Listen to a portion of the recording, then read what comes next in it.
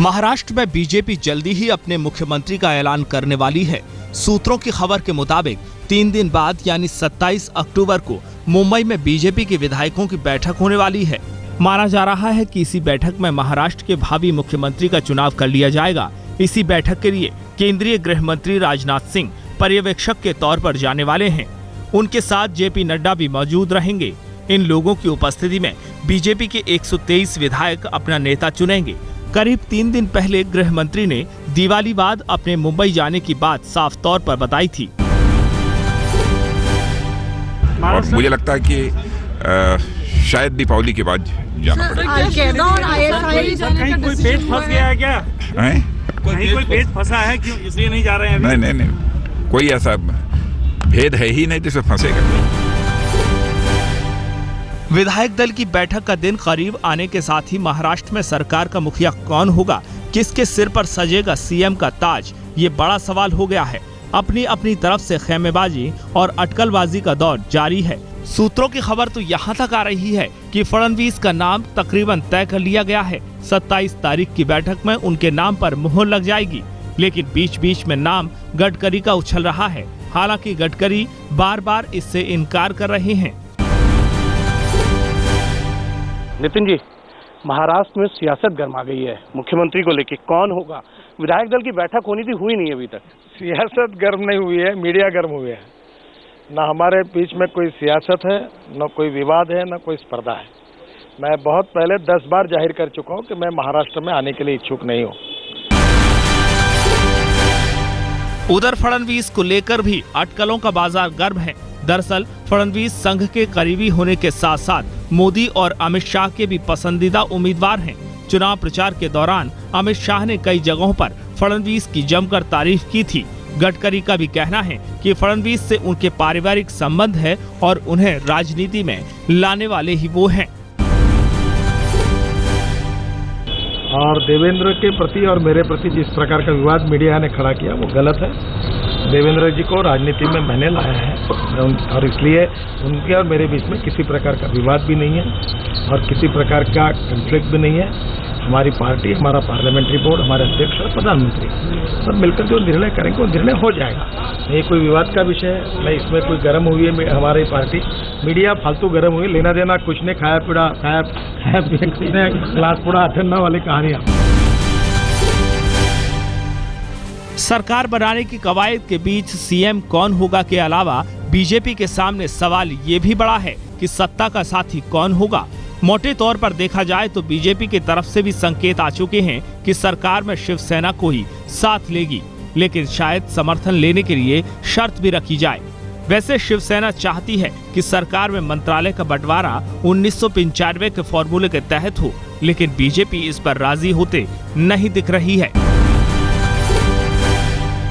95 में क्या फॉर्मूला था, मैं स्वयं यहाँ था नहीं, न शायद उस समय उद्धव जी भी इस रोल में होंगे। अब आज क्या थी, 95 में पॉलिटिकल परिस्थितियां प्रदेश की क्या थी, आज क्या परिस्थिति थी। कुशल राजनीतिकार वही होता है जो वर्तमान परिस्थितियों को ध्यान में लेकर के उचित निर्णय करे।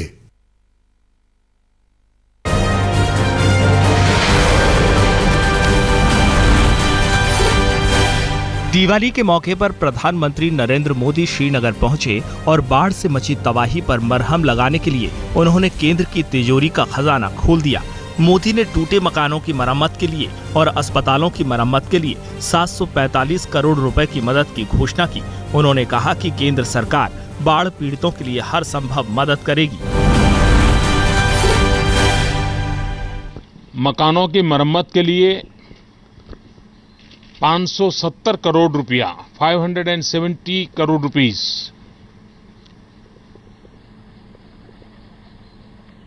दूसरा जो एक विषय आया कि अस्पतालों के संबंध में, क्योंकि मैं उस दिन आया था तब भी मैंने एक अस्पताल तो पूरा पानी में देखा था। लेह में भी अस्पताल, जम्मू की भी अस्पताल और श्रीनगर की भी अस्पताल है। मेजर 6 अस्पताल हैं जिनका कुछ न कुछ तत्काल काम करने की आवश्यकता है और इसके लिए 175 करोड़ रुपीस, जिससे इन 6 अस्पतालों का तत्काल आवश्यक नए मशीन्स इक्विपमेंट्स वगैरह लाने हो तो तुरंत। उन्होंने बाढ़ की वजह से परेशान स्कूली छात्रों की मदद के लिए भी घोषणा की। राहत पैकेज का ऐलान करते हुए मोदी ने कहा कि बच्चों की पढ़ाई में किसी तरह की बाधा नहीं आने देंगे। एक विषय मेरे सामने आया है कि जो बच्चे स्कूल में पढ़ते हैं उनकी किताबें सब नष्ट हो चुका है। तो मैंने तत्काल कहा है कि उन सब बच्चों को नोटबुक, किताब, उसके लिए जो उनकी आवश्यकता है वो सभी बच्चों के लिए तत्काल मुहैया कराया जाए ताकि उनकी शिक्षा में कोई रुकावट ना हो। प्रधानमंत्री देर तक बाढ़ पीड़ितों से मिलते रहे। उन्होंने कल उनके दर्द को समझने की कोशिश की। श्रीनगर में मोदी ने बाढ़ पीड़ितों से बात की, उनकी समस्याओं से रूबरू हुए। और एक प्रकार से मेरा आज का पूरा दिन यहाँ की स्थितियों को समझने के लिए काफी उपयोगी हुआ है। यहाँ के नागरिकों की एक प्रमुख मांग ये रही है कि जो भी मदद मिले हो सके तो जो पीड़ित परिवार है उनको सीधी मदद पहुंचे। मैंने उनको विश्वास दिलाया है कि सरकार उस दिशा में गंभीरता से सोचेगी। श्रीनगर में राजभवन के बाहर बड़ी संख्या में लोग प्रधानमंत्री से मिलने पहुंचे, लेकिन वे मिल पाने में कामयाब नहीं हो पाए। कई छात्र, बाढ़ पीड़ित और स्थानीय निवासियों को निराश होकर लौटना पड़ा।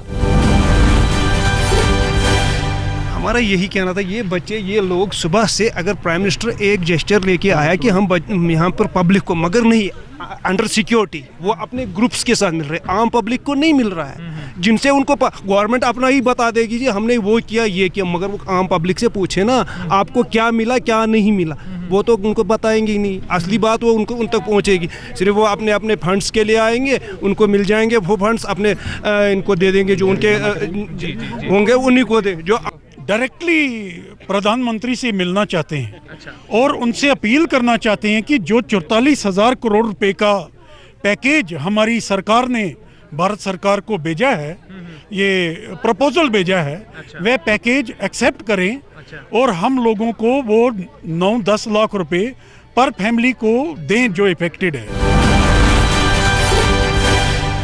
कांग्रेस नरेंद्र मोदी के श्रीनगर दौरे की आलोचना कर रही है, तो बीजेपी कार्यकर्ताओं ने मोदी की यात्रा के समर्थन में कल श्रीनगर में रैली की। इसमें बड़ी संख्या में बीजेपी कार्यकर्ता शामिल हुए।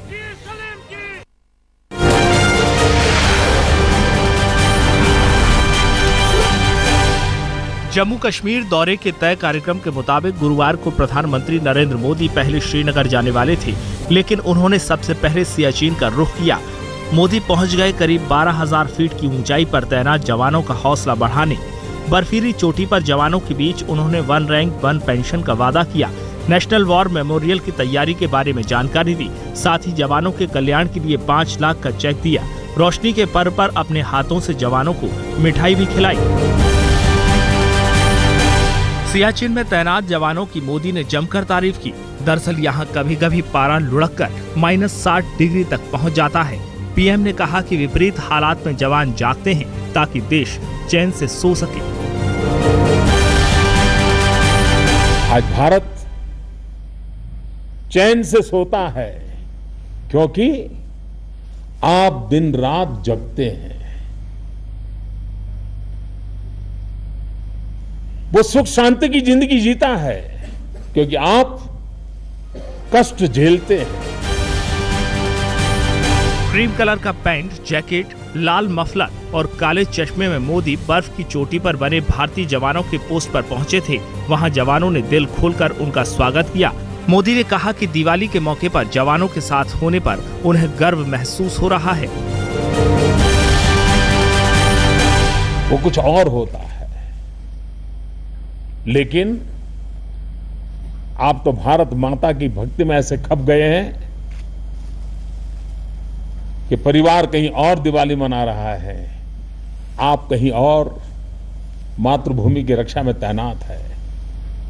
मेरे यहां आने से आपके परिवार की खोट में भर नहीं कर सकता हूं, वो कमी तो रहनी है, लेकिन 125 करोड़ देशवासियों के प्रतिनिधि के रूप में आपके बीच आकर के मैं स्वयं गौरव अनुभव करता हूं।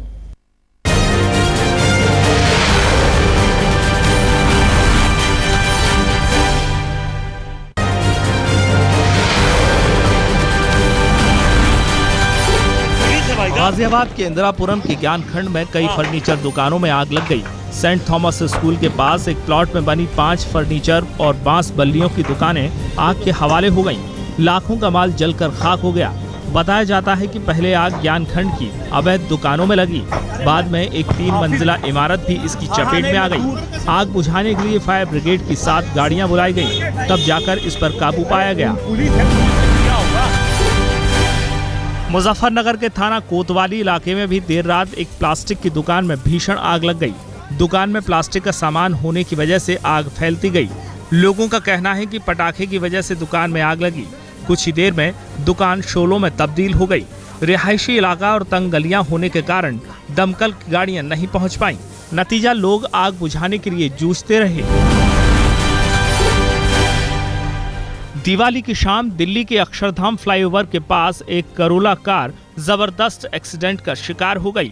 डिवाइडर से टकराने के बाद कार विपरीत दिशा में घूम गई और कई बार पलटती हुई दूर जा गिरी।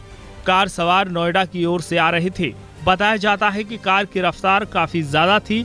उसमें सवार 2 लोगों को गंभीर चोट आई हैं।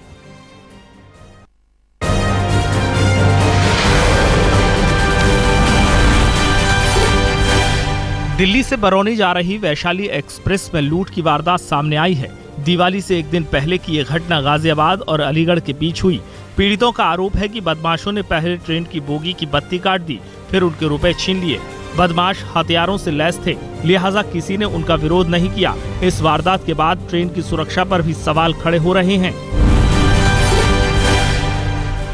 बेंगलोर के बाहरी इलाके में एक मंदिर के पुजारी पर 8 साल के बच्चे की पिटाई का आरोप लगा है। दर्ज शिकायत के मुताबिक नीलमंगला इलाके के रुद्रेश्वरम मंदिर में दलित समुदाय का बच्चा पूजा करने जा रहा था। तभी पुजारी ने उसे रोका और बेरहमी से पिटाई कर दी।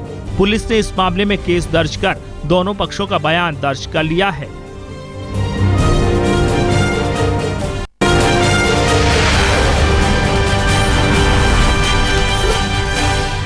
दिवाली के खास मौके पर राजस्थान मुख्यमंत्री वसुंधरा राजे ने अपने घर में लक्ष्मी पूजा की। आरती का आयोजन भी हुआ। जयपुर में मुख्यमंत्री की पूजा पाठ में बड़ी संख्या में लोग शामिल हुए।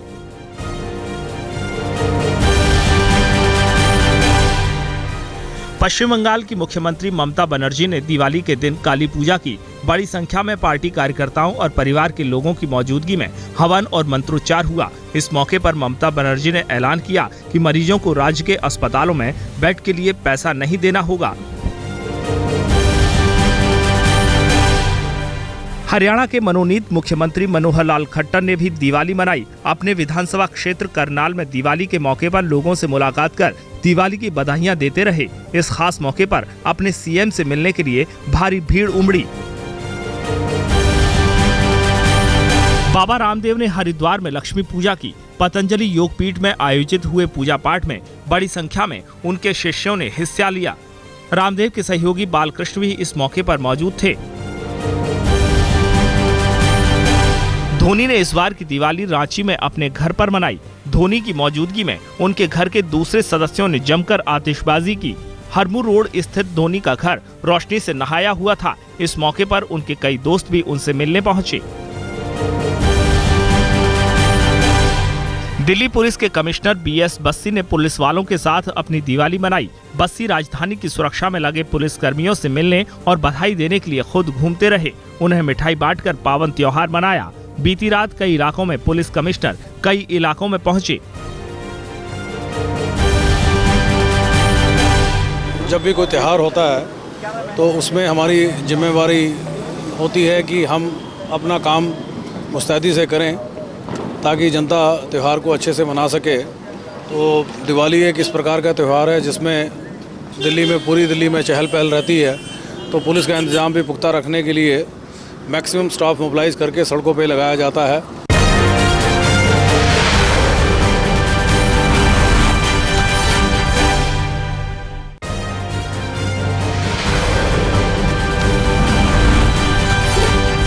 पाकिस्तान के विकेटकीपर बल्लेबाज सरफराज अहमद ने दुबई में ऑस्ट्रेलिया के खिलाफ पहले टेस्ट में केवल 80 गेंद पर शतक जड़ा।